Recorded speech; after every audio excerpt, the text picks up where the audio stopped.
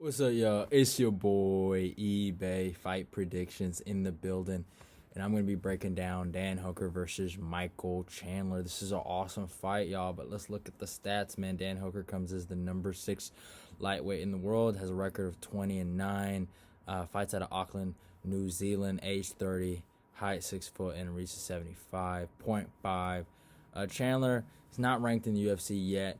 I think he was the number 1 ranked lightweight in Bellator. I don't think they got rankings like that in Bellator, but they do have a website. I did check it out.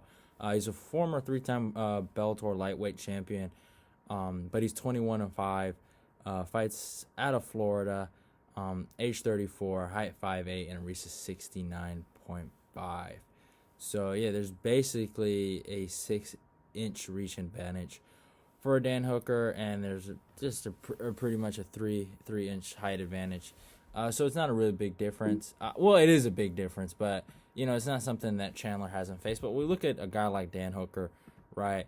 And I feel like Dan Hooker doesn't get enough love sometimes. I notice a lot of people, I think, in the community don't like. I don't know why. The guy has awesome fights. He's a good fighter, but the guy, right when he he didn't have the greatest success at featherweight, but really he started in the UFC in 2014, so he's been here for a minute. He was a featherweight. He had some losses to guys like Maximo Blanco, Yair Rodriguez, and Jason Knight, so he ended up making the move to lightweight. And the guys he beat at the time, 2017, Ross Pearson.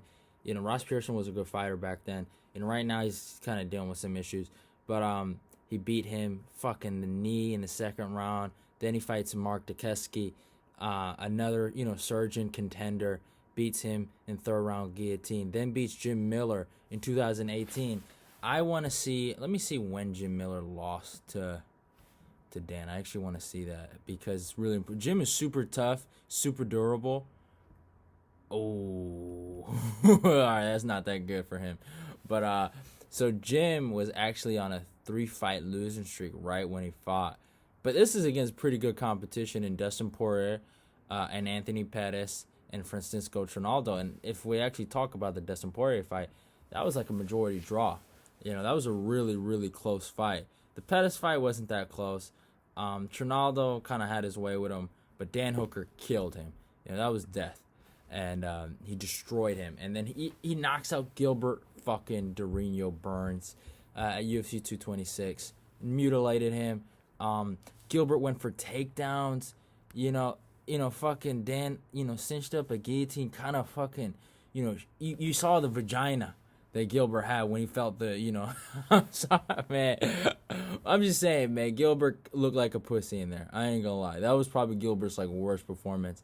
And some people say that's because of just the wake up. I don't know, man. I think just Dan had his number and Dan knocked his ass out. And it was just beautiful just to see their chins and the level of their chins, right? They both go for the hook, right? And, they both actually connect. And we just see Gilbert's chin wasn't good enough, it is what it is. Some people ain't built like that. But then he fights Edson Barboza. This was a beating. He gets his ass beat versus Edson, man. This was it was terrible to watch, right? Gets destroyed. But it is what it is. But then, he goes on a 3-fight win streak against James Vick versus Ally Quinta and Paul Felder. James Vick, he killed James Vick, man. He kicked James Vick out of lightweight when you really think about it. The Ally Quinta performance was phenomenal, and a lot of people were doubting him. I knew he was going to get this done. I knew he's better than Al. The takedown defense. This is the fight you really got to look at if you're going to judge. Al is kind of similar to a guy like Michael Chandler. Gilbert Burns, also another guy similar to Michael Chandler, right?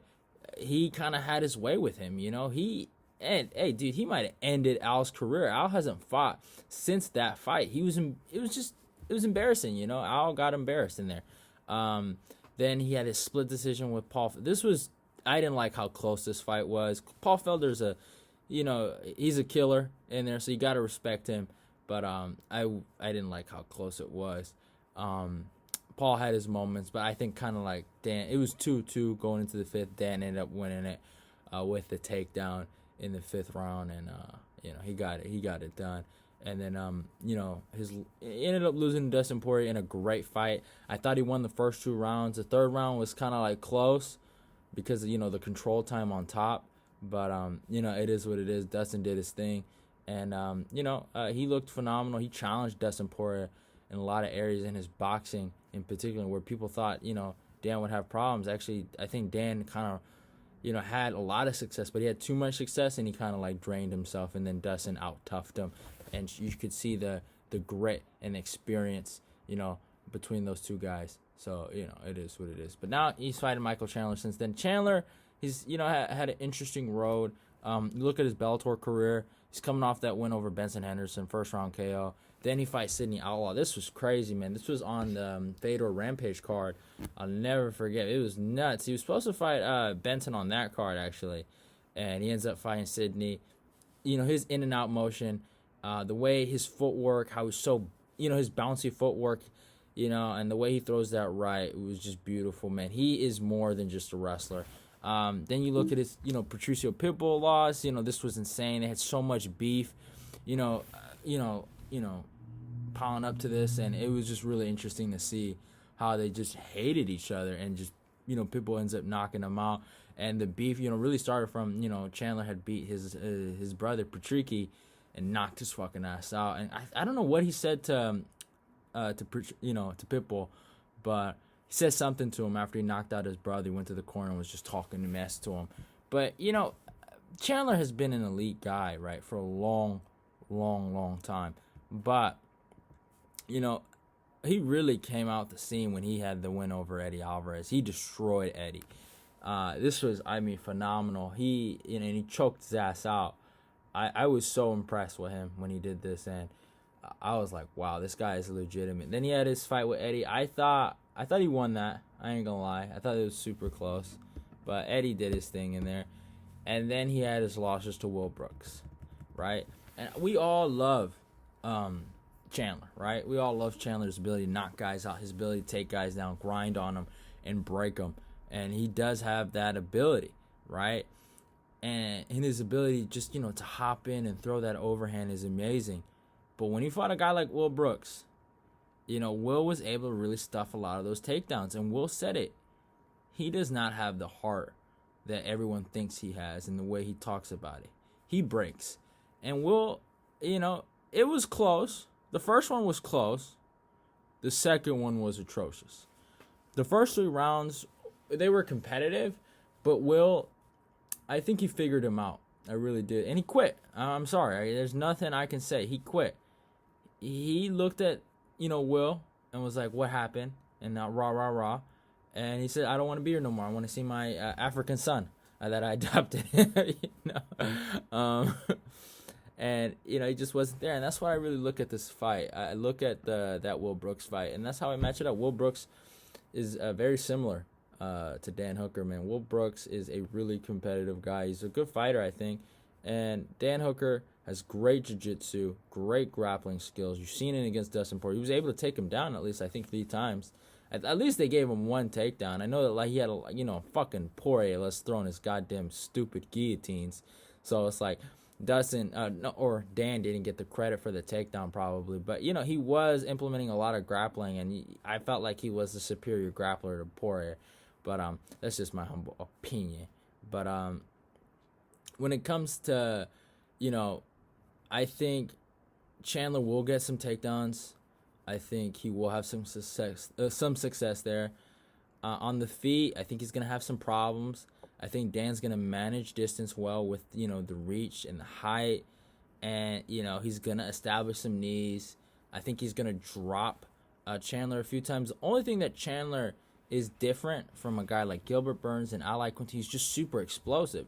So really he's a problem in that first round. But I think Hooker will be able to survive that.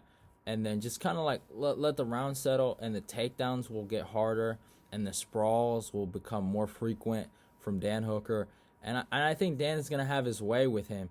Honestly, I could see Dan finishing him late in the third, but I think Dan by decision is an easy pick, within the distance. I think that's a go one.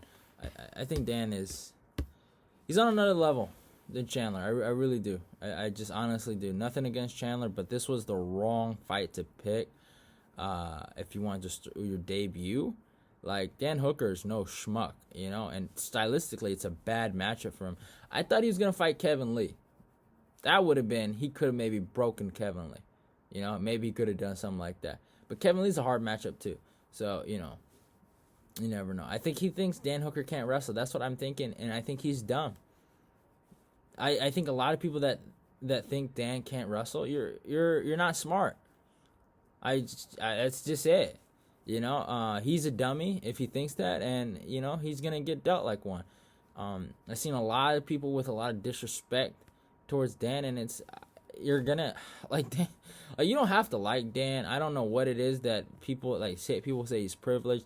The guy is a good fighter. There ain't nothing privileged about it. He went through a tough road to get that Dustin Poirier fight. It was nothing easy. All right.